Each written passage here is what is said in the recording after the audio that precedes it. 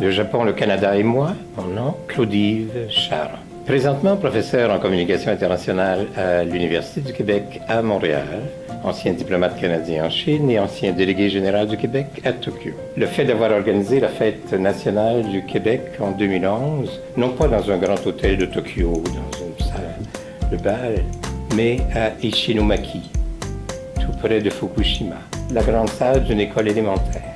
Nos invités japonais et québécois de Tokyo sont venus. Les collègues d'Ishinomaki recevaient pour la première fois depuis Fukushima.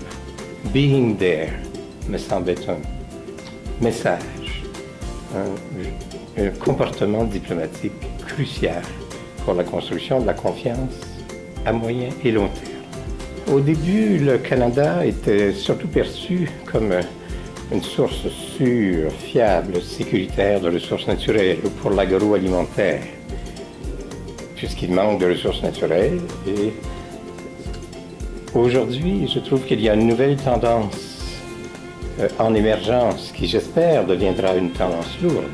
C'est celle du volet recherche et développement et innovation.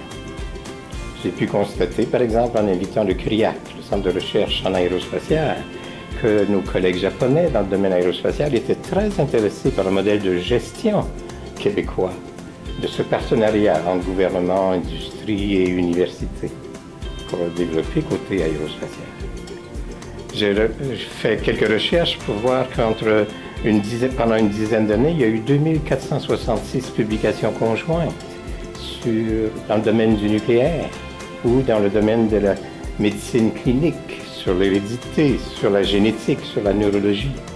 Et je ne peux que souhaiter que dans le futur, dans un futur proche, que nous ayons en termes de recherche et développement et innovation, de nouvelles collaborations dans le domaine de l'intelligence artificielle.